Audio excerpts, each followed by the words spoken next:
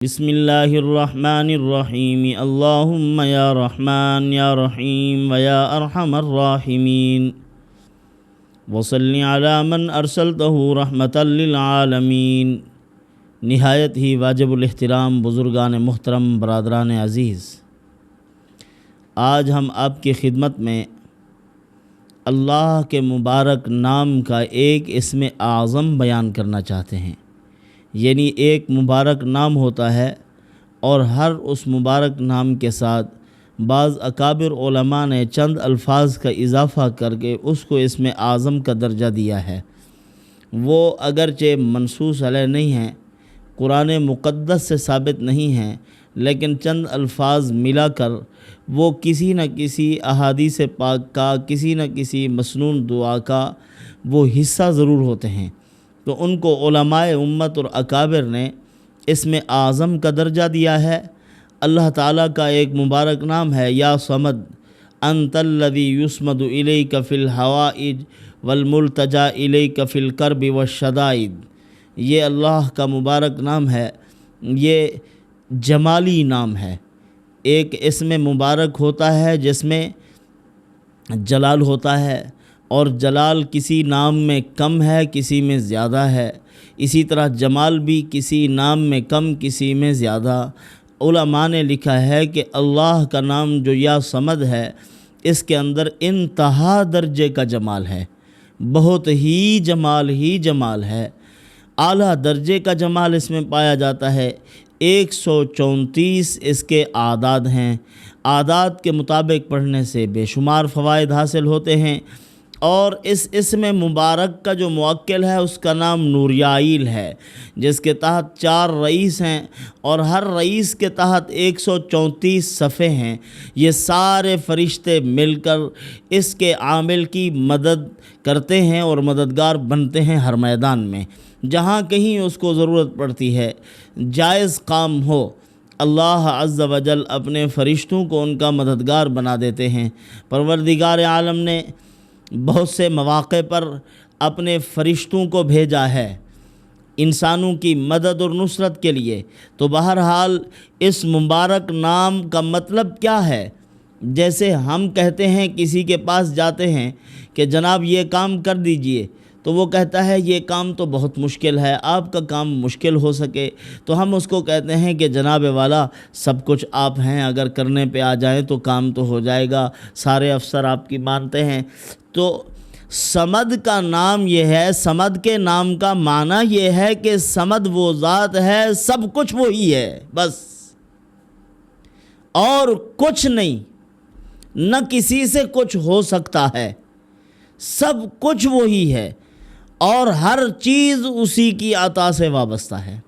جو چیز بھی کسی کے پاس ہے، صمد ذات نے عطا فرمائی ہے، اللہ کی عطا ہے، خود کو اس کو کسی چیز کی ضرورت نہیں ہے، سارے بندوں کی احتیاج و ضروریات کو وہی پورا کرتا ہے، ساری دنیا اسی کی محتاج، وہ سیادت کا مرکز و محور ہے، اس سے بڑھ کر کسی چیز کو شرف بالا حاصل نہیں ہے، سب سے زیادہ شرف و کمال اسی کو حاصل ہے۔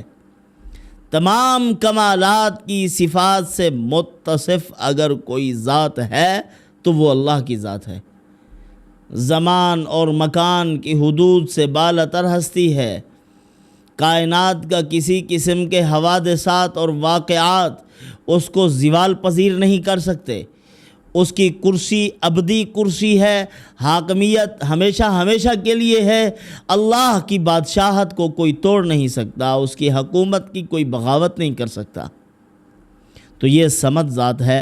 صمد ہر اس چیز کو کہا جاتا ہے جس سے بالا کوئی چیز نہ ہو، جس سے اوپر کوئی چیز ہو ہی نہیں، سب سے اوپر وہی ہے۔ اور اللہ کی ذات، حضرت علی کا فرمان ہے یہی کہ صمد وہ ذات ہے جس سے بالا کوئی نہ ہو۔ حضرت عبداللہ ابن مسعود رضی اللہ تعالی عنہ فرماتے ہیں، صمد وہ سردار ہے جس کی سیادت کامل ہو، کامل سرداری۔ مطلب کیا ہے؟ بعض سردار فیصلہ کریں تو ان کی سیادت کامل نہیں ہوتی، ناقص ہوتی ہے۔ ان کے مشیر، ان کے وزیر، ان سے اوپر بیٹھنے والا سردار اختلاف کرتا ہے، تو اللہ عز و جل جب کوئی فیصلہ کرتے ہیں، نہ کوئی اس کا مشیر ہے نہ کوئی وزیر، کسی سے کوئی مشورہ لینے کی اس کو ضرورت نہیں، اس کی سیادت کامل ہے، آزاد اختیار پروردگار عالم کو حاصل ہے۔ مالک یوم الدین، دن قیامت کے بھی وہ مالک ہوگا، آج بھی وہ مالک ہے، اپنی مرضی سے فیصلے کرتا ہے، دنیا کی کوئی طاقت اس کے فیصلے کو توڑ نہیں سکتی، رکاوٹ بھی نہیں ڈال سکتی، فیصلے کے نفاذ میں رکاوٹ نہیں۔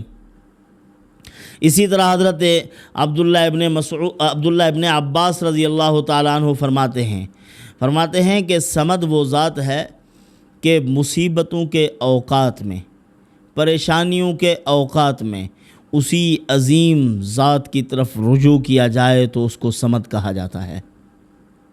سارے مصیبتوں کی لپیٹ میں ہیں، کوئی کسی کو اپنا حال کیا دے، ایک ذات ہے جس کے ساتھ رجوع کیا جاتا ہے مصیبتوں کے اوقات میں، وہ کون ہے؟ صمد ہے، وہی صمد اللہ کی ذات عالی ہے، وہ بے نیاز ہے، کسی کا محتاج نہیں ہے۔ حضرت سعید ابن جبیر رضی اللہ تعالی عنہ کا قول، وہ فرماتے ہیں اپنے اعمال میں جو کامل ہو اس کو صمد کہتے ہیں، اپنا کام کرنے میں جو کامل ہو، یعنی سورج کو وقت مقرر پر طلوع کرنا ہے، وقت مقرر پر غروب کرنا ہے، اس میں کامل ہے، وہ کسی کی کوئی ضرورت نہیں ہے۔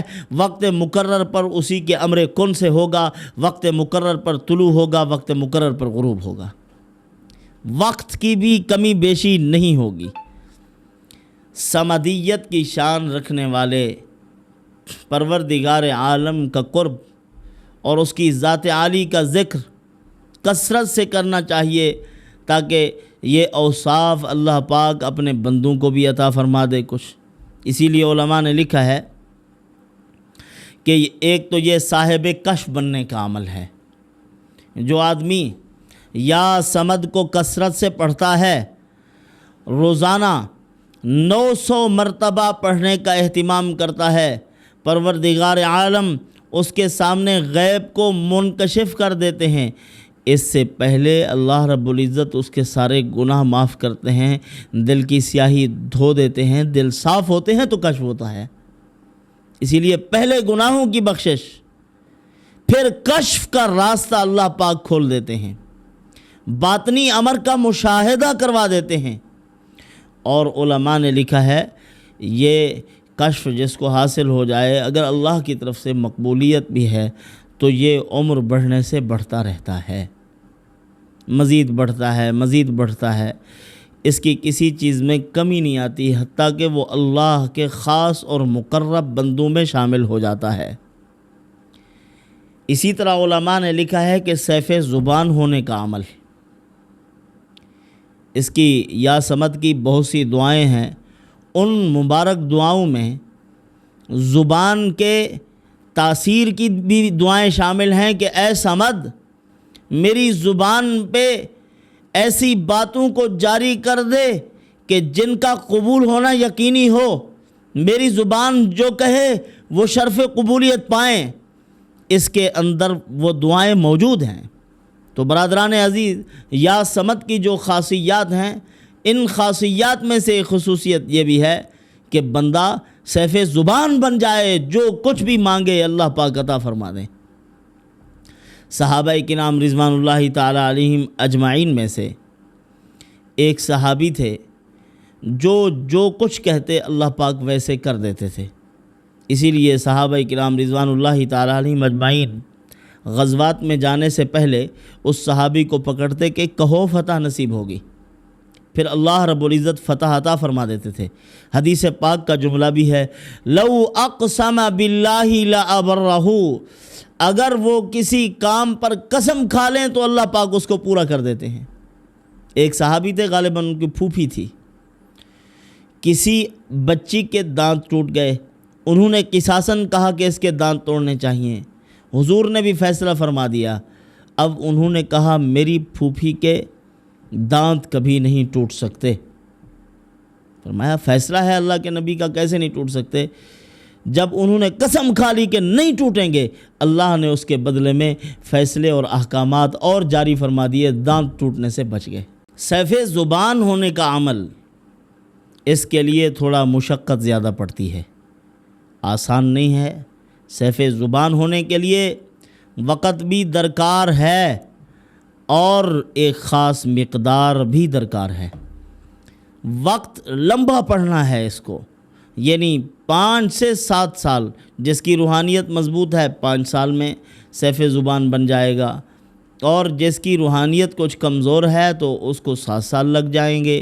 لیکن پڑھنا چاہیے، اور گناہ سے بچنے کا بھی اہتمام کرنا چاہیے۔ بے نیاز سے اگر ہم اپنی زبان کو مضبوط کرنے، دعاؤں کی قبولیت کے لیے عمل کر رہے ہیں، تو ضروری ہے کہ پھر اپنی زبان کے اقوال کو پاک کرنا چاہیے، فضول اور لغویات نہیں بولنی چاہیے۔ حضرت مولانا الیاس رحمۃ اللہ علیہ ہمارے تبلیغ کے بانی تھے، بزرگ تھے، وہ فرمایا کرتے تھے کہ سب سے زیادہ ظلمت جو دلوں پر چھا جاتی ہے وہ فضول گفتگو کرنے سے چھا جاتی ہے۔ بے معنی گفتگو، فضول گفتگو، جس کا نہ دنیا میں کوئی فائدہ ہے نہ آخرت میں کوئی فائدہ، لگے پڑے ہیں، تو یہ چیزیں دل کو ظلمت دل کے اندر بھر دیتی ہیں۔ تو تہجد کے وقت پر پڑھنا ہے۔ تہجد کی نماز ادا کرنے کے بعد روزانہ معتد بھی مقدار میں، مثلا علماء نے تو لکھا ہے کہ وقت ہے تو 1100 مرتبہ لازماً اس کو پڑھنا چاہیے سیف زبان ہونے کے لیے۔ 5 سے سال تک پڑھتے رہنا چاہیے، پھر جو بات کہے گا اللہ اس کو پورا کر دیں گے۔ اسی طرح ہمارے ایک بزرگ تھے، ہمارے پیر و مرشد حضرت مفتی محمد حسن صاحب دامت برکاتہم العالیہ، اللہ ان کی عمر میں برکت عطا فرمائے، صحت میں برکت عطا فرمائے۔ بیمار ہیں، اب علیل ہیں، اللہ ان کو شفاء کاملہ عاجلہ مستمرہ مرحمت فرمائے۔ ان کے استاذ تھے حضرت مولانا موسیٰ روحانی بازی رحمۃ اللہ علیہ۔ ان کے بارے میں یہی تھا کہ وہ سیف زبان تھے، جو بات کرتے تھے وہ ہو جاتی۔ مثلا ایک آدمی آیا، اس نے کہا کہ حضرت میرا بیٹا جو ہے وہ گم ہو گیا ہے، مل نہیں رہا۔ حضرت نے فرمایا یہ جو گاڑی ہے نا آپ کی، یہ چابی اس کے اندر ٹھہرا کے یہ یہاں چھوڑ دو اور گھر چلے جاؤ، انشاءاللہ آپ کا بیٹا آیا ہوا ہے۔ اب وہ گھر گیا تو وہ بچہ پہنچ چکا تھا، یعنی جو بات کہی اللہ نے اس کو پورا کر دیا۔ پروردگار عالم اسباب بنا دیتے ہیں۔ اسی طرح بیٹھے بیٹھے ایک مرتبہ سبق پڑھا رہے تھے بخاری شریف کا، تو اسی دوران آنکھیں بند کی، تھوڑی دیر کے لیے اونگھ آ گئی تو آنکھیں کھلی، تو فرمایا بیٹا آپ نے صحابہ کرام اور نبی کریم صلی اللہ علیہ وسلم کی زیارت کی ہے؟ انہوں نے کہا نہیں۔ فرمایا میں نے ابھی دیکھ لیا ہے۔ اتنی مقبول بندے تھے، لیکن رہتے ایک شاہانہ ترتیب میں تھے، بادشاہانہ زندگی تھی۔ حضرت سفید کپڑے اور پگڑی اور اس کے اوپر سفید رومال ڈالتے تھے، جبہ پہنتے خوبصورت۔ ایک آدمی نے دیکھا، کہا یہ بھی ولی ہیں، مدینہ منورہ پہنچے ہوئے تھے حضرت۔ تو آپ صلی اللہ علیہ وسلم کی اس کو خواب میں زیارت نصیب ہوئی۔ حضور نے فرمایا جاؤ، تم نے میرے ولی کے بارے میں اس طرح سوچا ہے، میرے دوست کے بارے میں جاؤ، حضرت موسیٰ روحانی بازی رحمۃ اللہ علیہ سے معافی مانگ کر آؤ۔ وہ گیا، پھر بتلایا۔ حضرت نے فرمایا معافی تو مانگ رہے ہو، کس چیز کی مانگتے ہو؟ بتلاؤ تو صحیح، معاملہ کیا ہے؟ پھر انہوں نے بتلایا کہ یہ معاملہ ہے، اس طرح ہوا ہے کہ آپ صلی اللہ علیہ وسلم نے خفگی کا اظہار فرمایا، میرے دل میں خیال آ گیا، میں آپ کی ملاقات کے لیے آیا تھا، جب دیکھا آپ کو تو میں نے کہا اچھا یہ بھی ولی ہوتے ہیں، اس طرح ٹیپ ٹاپ اور خوبصورتی، حسن و جمال، تو میں واپس چلا گیا۔ تو حضور نے فرمایا جاؤ معافی مانگ کے آؤ۔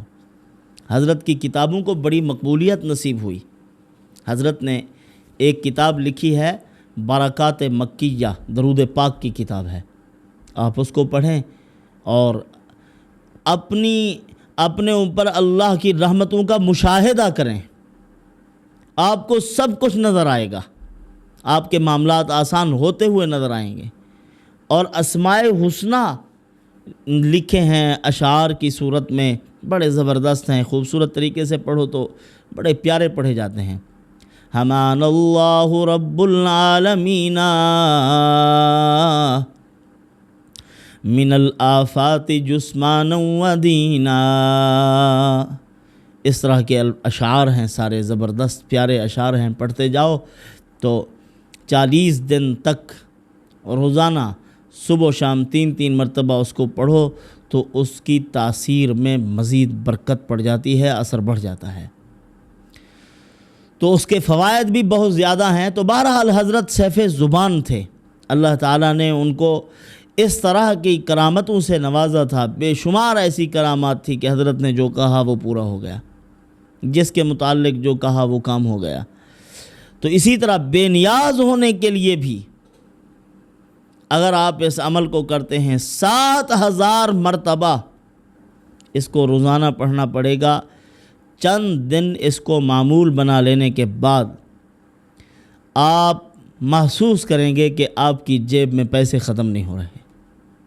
جب بھی جیب میں ہاتھ ڈالا اللہ نے پیسے دکھلائے، اور روزی میں ایسی برکت ہو گئی کہ خود بھی کھا رہا ہے اور اقربا بھی کھا رہے ہیں، کم نہیں ہو رہا۔